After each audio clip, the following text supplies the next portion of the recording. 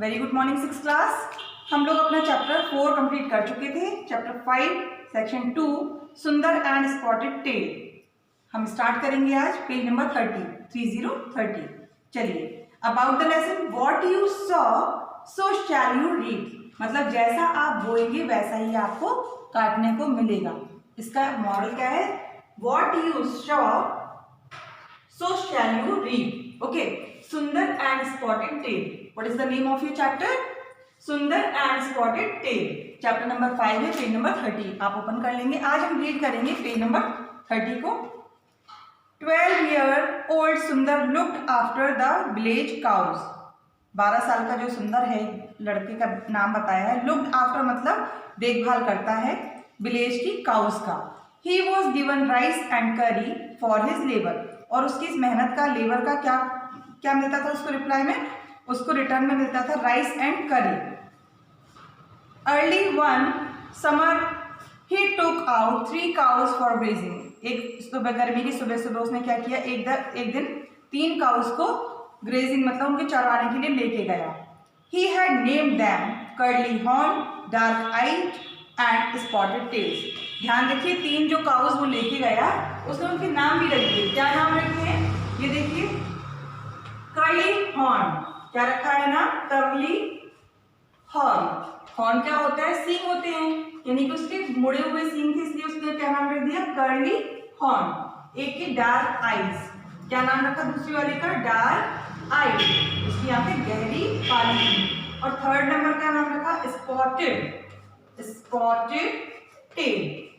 ठीक, उसकी जो टेल होगी, पूंछ होगी, उसमें स्पॉट होंगे, इसलिए उसने रख दिया spotted tail. He had his meal packed in his bag, which he slung across his shoulders. उसके पास उसका खाना, मील रहता था हमेशा उसके बैग में, तो वो जहाँ अपने शोल्डर पे मतलब कंधे पर टांगे हुआ रहता था।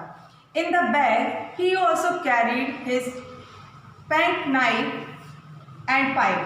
वो अपने पास में क्या क्या रखता था? पेन नाइफ एंड पाइप भी रखता था। With a stick, he goaded the cows toward the pasture land near by a mile away, मतलब जो गायों को वो चराने लेके जाता था पास के ही फील्ड में। The pasture land was a vast area overgrown with a variety of trees and bushes. जो पास्चर लैंड था वो कैसा? बहुत ही बड़ा लैंड था, बहुत ही बड़ी जमीन थी, उसमें तरह तरह के ट्रीज लगे हुए थे, झाड़ियाँ थी। At the time we are talking of there had been a drought, everything had dried up and there was little for the cattle, just a few leaves to nibble at. मतलब वहाँ पे घास फूस थोड़ी बहुत थी, उतना ही थी जितना थोड़ा बहुत खा सकती हूँ। इतने वास्ट एरियाज में बहुत ज़्यादा हरियाली या ग्रीनरी नहीं थी। It was not often Sundar was asked to take out the cattle. If it rained, the cattle stayed in their shade. If the harvest was good, there was no need for his services because the cattle could feed themselves on the paddy stubble. It was only during the summer months there was very little for the cattle that Sundar was asked to take them out to pasture. This was seldom for more than a fortnight, but in these 2 weeks he really got attached to the cattle. सुंदर कैसा था? उसको मतलब ज़्यादा काम नहीं था, लेकिन विंटर के टाइम पे जब उन लोगों को खाने घर पे मतलब अवेलेबल नहीं होता था उनके स्टैबल वगैरह में या फिर उनकी जगह पर, तब उससे कहा जाता था कि इनको लेके जाओ और इनको चरा के लेके आओ। लेकिन थोड़े ही टाइम पे जो सुंदर था उसको अटैचमेंट हो गया किससे? उन काउज से, और उनमें से भी सबसे ज्यादा किससे हो गया? Curly horn, dark eyed, spotted tail. Alongside the grazing ground was a lush forest full of trees of all variety which gave shelter to all kinds of animals: jackals, monkeys, porcupines, hares, wild pigs and deers. Occasionally even elephants could be seen, but the forest was a government preserve and no grazing was allowed there. That morning Sundar allowed the cows to go into the forbidden territory. He perched himself on a cashew tree and helped himself to a few kernels. He imitated bird calls and made flowers breathe for the cows.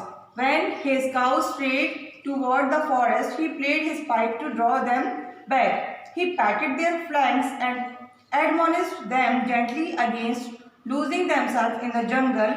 Sundar cut a slender reed and inserted a nut in its hollow tube.